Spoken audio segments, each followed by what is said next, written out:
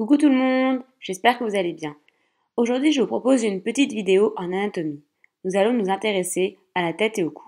Tout d'abord, il est à noter que l'extrémité céphalique du corps peut être divisée en trois grandes régions. Le crâne, qui occupe la partie supérieure et postérieure de la tête, il forme une boîte osseuse qui contient l'encéphale. La face, qui est appendue au crâne et qui occupe la partie antérieure et inférieure de la face, c'est un massif osseux creusé de cavités. Et enfin le cou. La tête s'inscrit dans un cadre rectangulaire dont la largeur correspond aux 2/3 de la hauteur. Au niveau des limites crâne-face, il faut savoir qu'elle part du nation, passe par le bord supraorbitaire de l'os frontal, l'arcade zygomatique, la face antérieure puis le bord inférieur du méa acoustique externe. Après, elle passera au niveau du bord inférieur du processus mastoïde et se termine sur la ligne nucale supérieure de l'os occipital. On rappelle aussi que le nation est le point sagittal médian. C'est le point céphalométrique à la jonction des parties supérieures et médiales des deux os nasaux et de l'os frontal. À ne pas confondre avec l'arcade zygomatique, qui est formé par le processus temporal de l'os zygomatique et le processus zygomatique de l'os temporal. Au niveau de la limite face-cou, c'est au niveau du gnation, à l'avant de la mandibule, puis au bord inférieur de la mandibule. On va retrouver l'os hyoïde en regard de C4 et enfin le ventre postérieur du muscle digastrique. La longueur du cou est à peu près identique chez tous les individus. Au niveau du crâne, appelé aussi le neurocrâne, il faut savoir qu'il est ouvert sur sa face inférieure par le foramen magnum, qui permettra le passage de la moelle épinière. Il se comporte de 8 os, 4 os impairs et médians, l'os frontal, le sphénoïde et l'ethmoïde et l'occipital, et 2 os pairs, c'est l'os pariétaux et les os temporaux. On distinguera la voûte crânienne, ou la calvitia, c'est le neurocrâne membraneux, c'est la partie supérieure, avec l'os frontal, l'os pariétal, l'os temporal, l'os occipital et le sphénoïde. La base du crâne, quant à elle, c'est la partie inférieure, sera formée de l'os frontal, l'os ethmoïde, l'os sphénoïde, l'os temporal et l'os occipital. On va répéter un peu brièvement chaque fonction des os. Il faut savoir que l'os pariétal forme l'essentiel de la calvaria. L'os frontal est composé de 3 parties, une partie squameuse, orbitaire et nasale. L'os temporal est formé de 4 parties, la partie squameuse ou écaille, articulaire pour l'articulation temporomandibulaire, la partie tympanique, une partie syphoïde et enfin la partie pétromastoïdienne, avec le processus mastoïde et la pyramide pétreuse. Elle contient l'appareil auditif et vestibulaire. L'os ethmoïde se compose de 2 lames, une lame verticale et une lame criblée. Elle est horizontale, en contact avec le nerf olfactif. Il comprend 2 masses latérales pneumatisées portant des cornets nasaux supérieurs et moyens. C'est l'os central de la cavité nasale et il comporte la paroi médiale de chaque orbite. Il est en rapport avec l'os frontal et l'os sphénoïde. L'os occipital est composé de 3 parties. Une partie squameuse, une partie latérale qui s'articule avec l'atlas au niveau des condyles occipitaux et une partie basilaire. Et enfin, l'os sphénoïde qui est un os très compliqué qui est composé d'un corps et de 6 processus majeurs, 2 grandes ailes, 2 petites ailes et 2 processus périgoïdes. Chaque processus périgoïde est constitué de 2 lames ménageant un espace qui est la fosse péridoïdienne. Il possède également 2 processus clinoïdes postérieurs et 2 processus clinoïdes antérieurs. Il est au centre du squelette crânien et s'unit avec les 7 os du crâne. Il participe avec la construction des orbites et des fosses nasales et à tous les étages de la base du crâne. Les processus périgoïdes sont situés dans la partie la plus postérieure du palais osseux et servent de limite pour les espaces profonds de la face. Les os du crâne se forment via une ossification directe d'une maquette mésenchymateuse, c'est-à-dire de tissus conjonctifs. Ils sont pour la plus grande majorité soudés entre eux via des structures chez l'adulte. Alors on va trouver plusieurs structures. D'abord la structure sagittale, une structure coronale, une structure lambdoïde, la structure squameuse, structure sphénosquameuse, la structure sphénofrontale, la structure pariéto-mastoïdienne, structure occipito-mastoïdienne. De plus, il faut savoir qu'on va retrouver d'autres lignes. Tout d'abord, on trouvera le bergma, c'est le carrefour entre les structures coronales et sagitales. Le lambda, carrefour entre la structure lambdoïde et la structure sagittale. Le périon, point de jonction entre l'os frontal, l'os pariétal et l'os sphénoïde ainsi que l'os temporal. Et l'astérion, point de jonction entre l'os temporal, os occipital et l'os pariétal. Pour rappel, les fontanelles sont des zones élastiques entre les os immatures du nourrisson. Elles sont fibreuses et souples.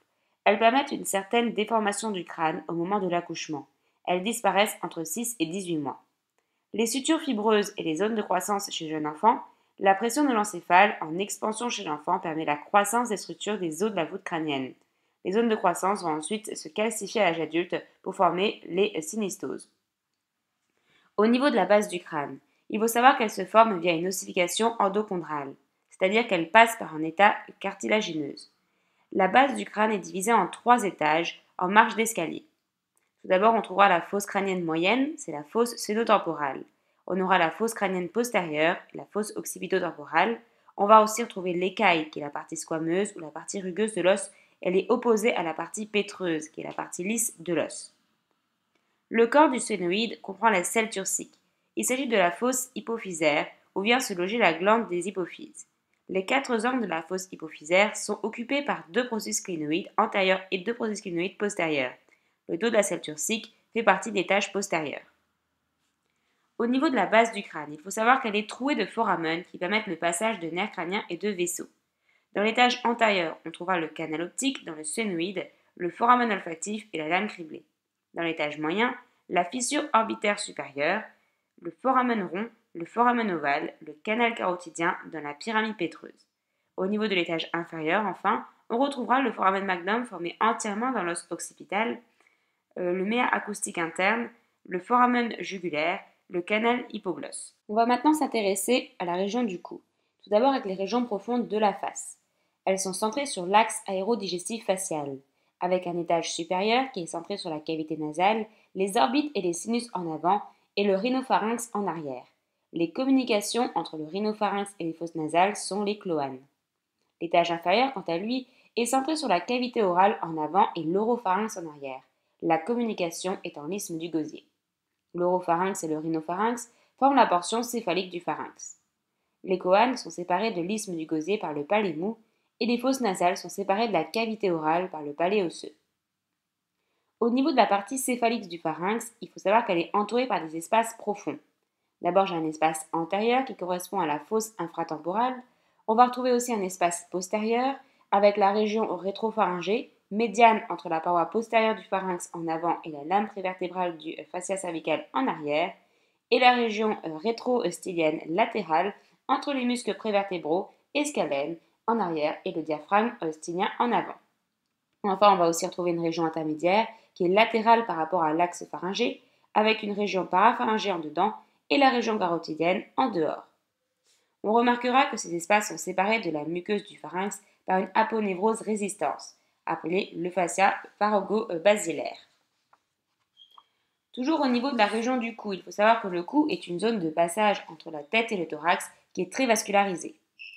Si je m'intéresse un peu à la topographie générale du cou, on aura un cadre osseux, donc le rachis cervical. En avant, on va retrouver la gorge ou la région cervicale antérieure, appelée aussi la région infrahyoïdienne. En arrière, la nuque ou la région cervicale postérieure. C'est une région essentiellement musculaire. Si je m'intéresse un peu plus en détail à la région cervicale antérieure, il faut savoir qu'elle peut être divisée en 2 parties. Une région médiane viscérale qui correspond à la loge viscérale du cou avec le pharynx qui se divise en œsophage en arrière et le larynx en avant. On trouve aussi les glandes thyroïdes et parathyroïdiennes placées contre l'axe aérien. Au niveau de la région latérale vasculaire, elle-même subdivisée en 2 parties. Le bord postérieur du muscle sternocleidomastoïdien fait la limite entre les 2 régions. D'un côté, j'aurai la région sternocleidomastoïdienne qui contient l'artère carotide commune et ses 2 branches de division, la veine jugulaire interne, 3 nerfs crâniens, le vague, accessoire et hypoglosse et le tronc sympathique cervical. La région supraclaviculaire qui contient les vaisseaux à destination du membre supérieur. On peut également distinguer différentes régions triangulaires dans le cou. Le trigone submandibulaire, la région submentonnière, le trigone infrahyoïdien et le trigone carotidien. Intéressons-nous maintenant à la vascularisation puis l'innervation. Commençons tout d'abord par la vascularisation artérielle, qui naît de l'artère carotide commune, qui permettra d'irriguer le cou, la face et la partie antérieure du cerveau.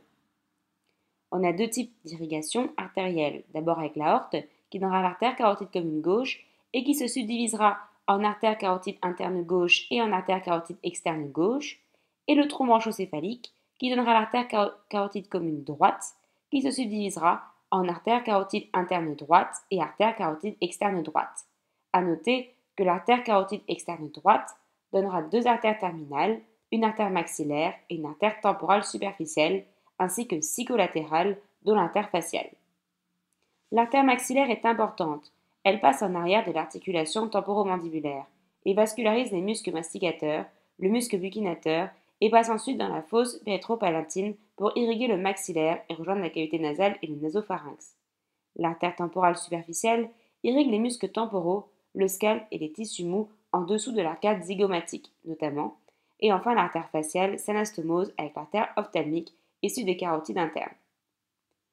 Au niveau du drainage veineux, le drainage veineux de la face se fait principalement via les veines temporales superficielles et maxillaires. Ces veines se drainent dans la veine jugulaire externe. La veine jugulaire interne constitue le point principal de drainage du cou. La veine jugulaire interne, en effet, s'abouche dans une veine subclavière qui se draine enfin dans le tronc veineux branchiocéphalique. Le drainage lymphatique se fait en parallèle du drainage veineux. Pour récapituler, au niveau du drainage veineux, on a tout d'abord le drainage se fera par la veine temporale superficielle ou la veine maxillaire, qui vont se rencontrer formant ainsi la veine jugulaire interne, qui donnera la veine subclavière et qui donnera le tronc veineux branchiocéphalique.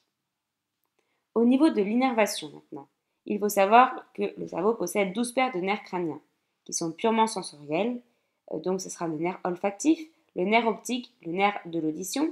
On aura des moteurs purs, le nerf oculomoteur, le nerf hypoglosse et le nerf accessoire, ou alors ils sont mixtes. C'est le cas du 5, du 7, du 9 et du 10. Le nerf trijumeau, c'est le nerf 5, assure une innervation sensitive de la face. On aura donc un plexus cervical et des nerfs cervicaux dorsaux. Le tronc sympathique cervical a une innervation végétative. Le parasympathique est assuré par les nerfs crâniens 10, appelés le nerf vague. La face est innervée principalement par les 3 branches de division du nerf trijumeau.